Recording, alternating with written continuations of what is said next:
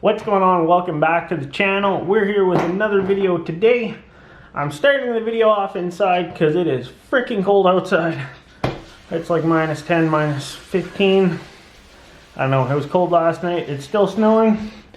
You guys probably can see that. Maybe a little bit. Super Duty's over there. It's been running for a while, but we're doing a video on that today. But one thing, I've been running this mic here for about a year. It's a Rode something or other. It's been alright, but if you've seen the last few videos, I am very, very sorry that there has been noise interference in the videos. You'll hear little popping, frequency pitches. We've solved that. So I picked up this bad boy. It's a Yeti. I probably said that wrong because I suck at saying shit. But it's a V-Mic D4 Duo. So let's open this sucker up.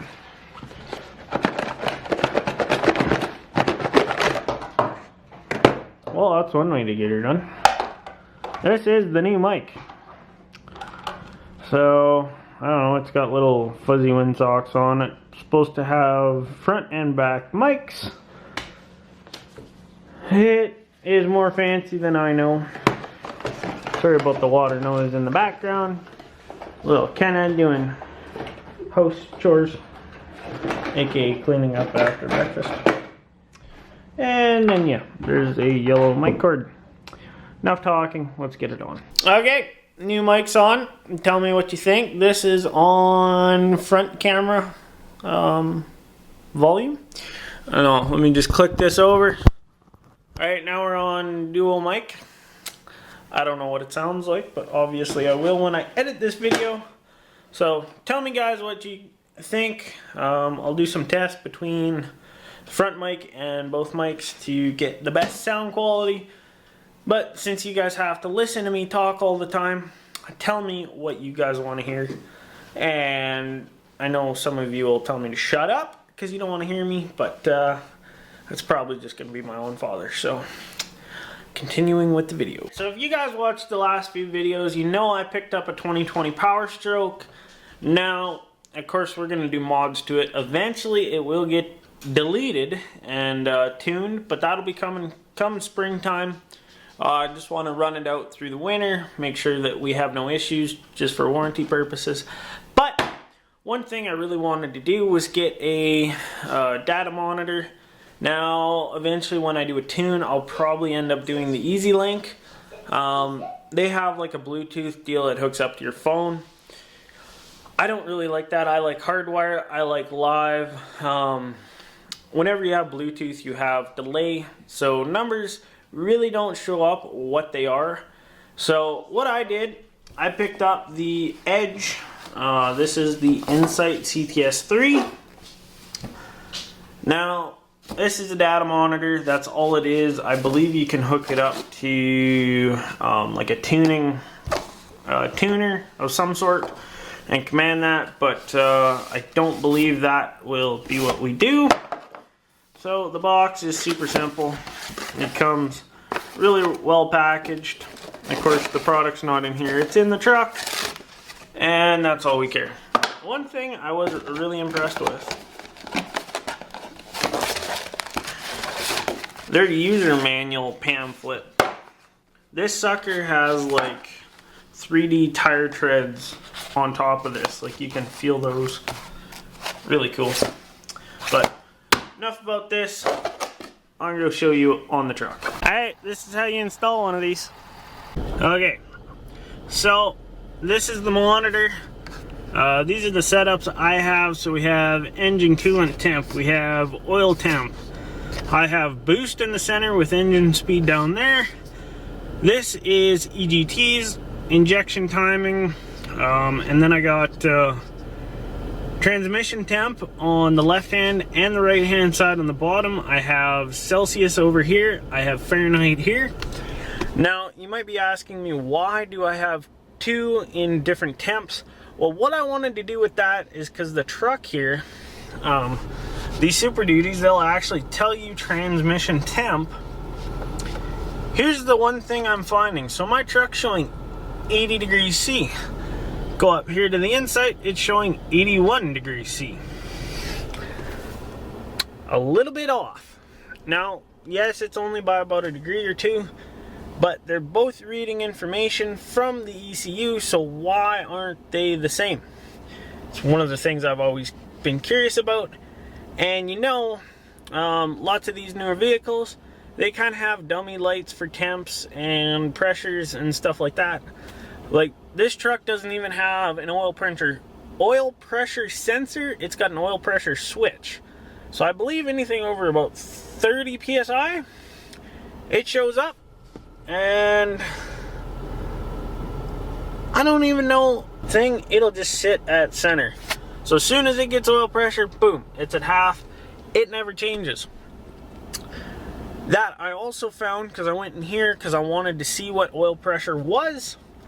Apparently that you cannot display, so there is add-on sensors that you can do. I believe they're set up under EACs. I don't know exactly what that stands for, but I believe it's additional sensors, and then they tie into this edge display. So another reason I like this is it shows fuel pressure here, and then I got exhaust back pressure. So we'll just get you guys a nice view of this. So I'll just rev up a little bit. You can see fuel pressure boost is building. There.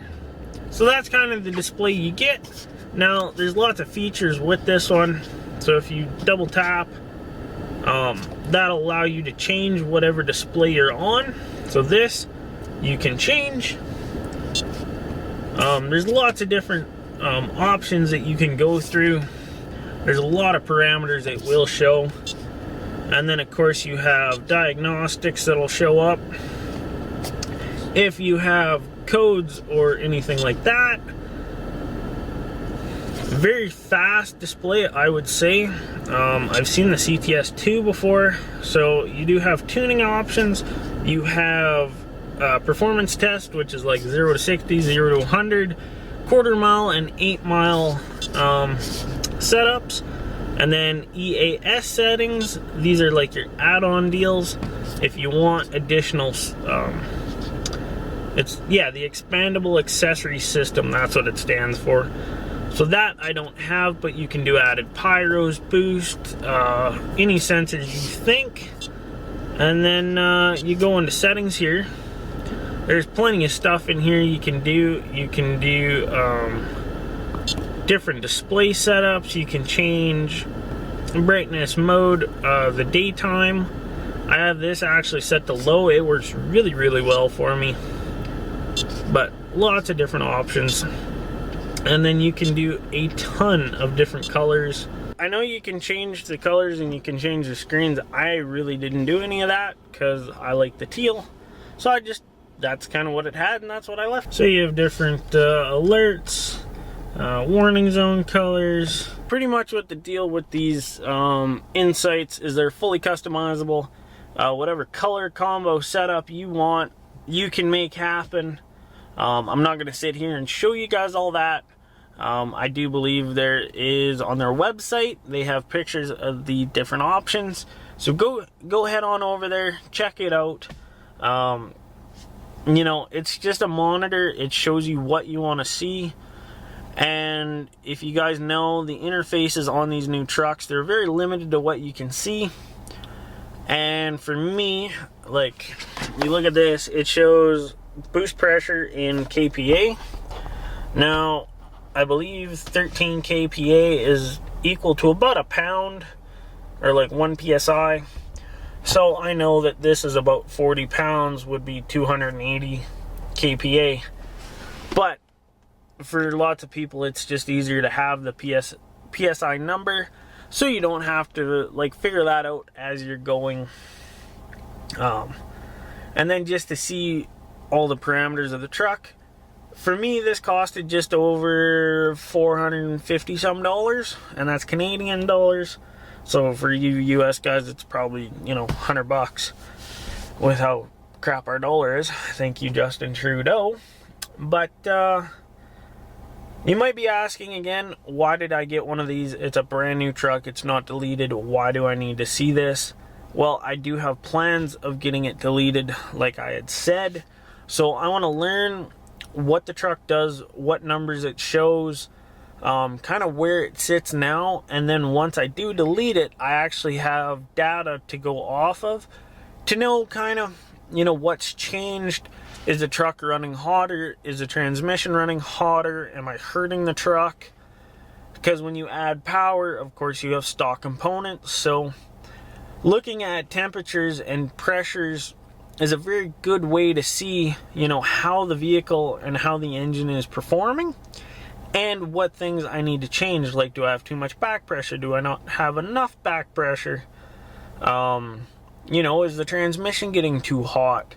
And then there's lots of ways that you can take that data, change the vehicle to make it run the proper way. So that's my reason to getting it. Yes, it does look cool, and it's kind of like 90% of diesel guys will have one in their truck, or they have gauge pillars, stuff like that. It's just so you stay informed. But enough of me talking. We'll actually take this for a drive. We'll show you kind of what it does throughout driving, and that's pretty much... Oh, I'll show you guys a quick how I have it installed right now. So I went ahead, I changed up some of the colors here. I just wanted to show you guys one more thing. With this, they have a lot of different theme setups, layouts, and different things. Now, I haven't really played around with much of them, but if you go to your layouts, there is 22 different layouts that you can do. So you can change all of these. So you got numbers, you got pitch and roll.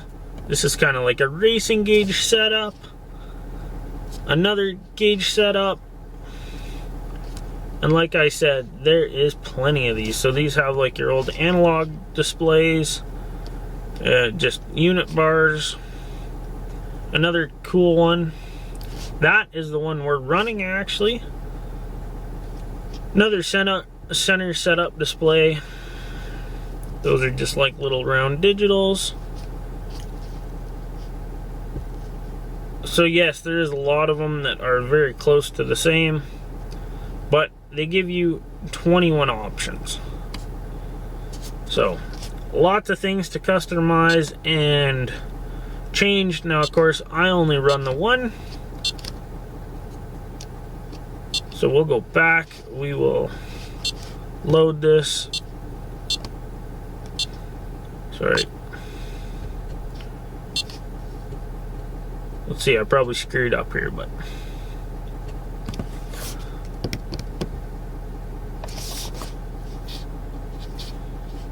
yeah, so I still have these, which you can have. I just have it set to the 1 just to make my life easier. Delete, we'll delete, we'll save. We'll save this as F. And now back.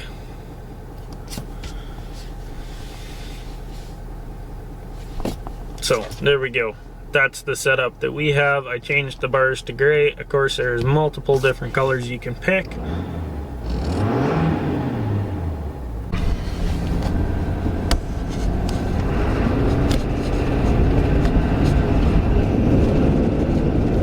Wait, she's spinning hard.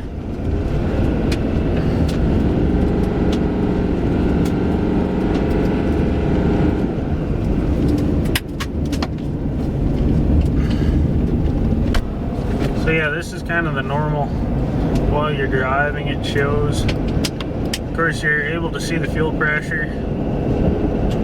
And kind of by watching that, you can just kind of control your own fuel mileage. Also, if you look at the EGTs, of course, yes, when you're in the throttle, it'll get warm. But say you're just cruising along 1500 RPM and your EGTs all of a sudden go up, that kind of tells you your truck's doing a passive regen. Now we're on the driveway, so I'm able to film. We're private property right now, But yeah, so passive regens, your truck will set itself into a burn while you're under load or driving.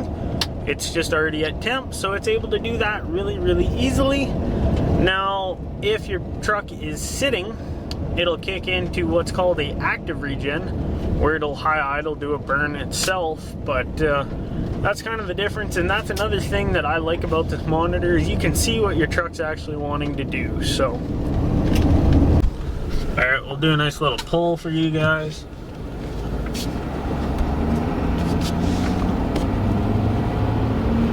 It is icy, so there's going to be slippage.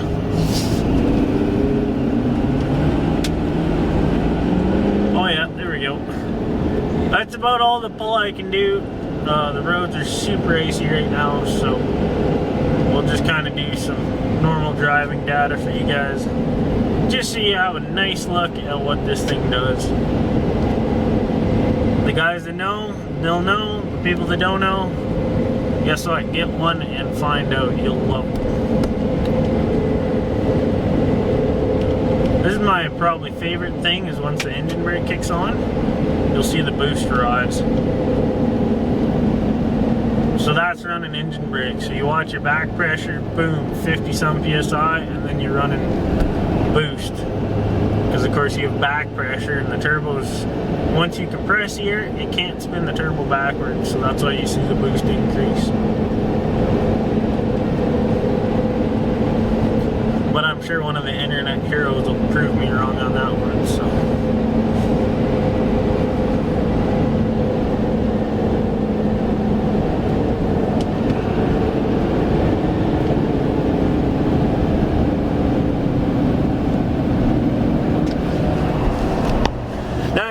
Don't know, which it took me a little bit to figure this out, but when you have your truck or one of these Super Duties on manual exhaust brake mode, the way you actually kick the exhaust brake in, you just ramp the throttle. So if you're let off and you want to slow down, pin it and let off, and then you can hear it just kicked on. So that's how you manually control your exhaust brake. I know it seems weird. Why would you mat the throttle right before you want to slow down?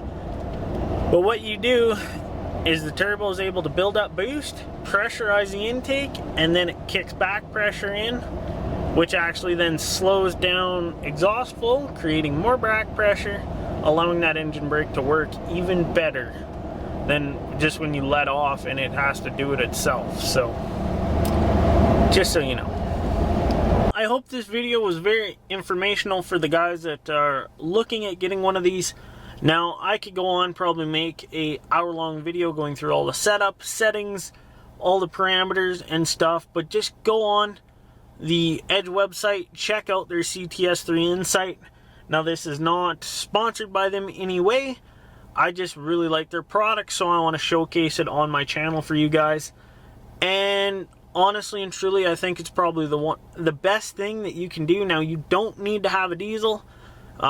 This will plug into any vehicle that has an OBD2 port, so pretty much anything built after 1996 to whatever the newest vehicle is out there, this monitor will work. Gas, diesel, hell, I bet even electric vehicles will plug into it as long as there's an OBD2 port. Now, thanks for watching this video, and we'll see you next time.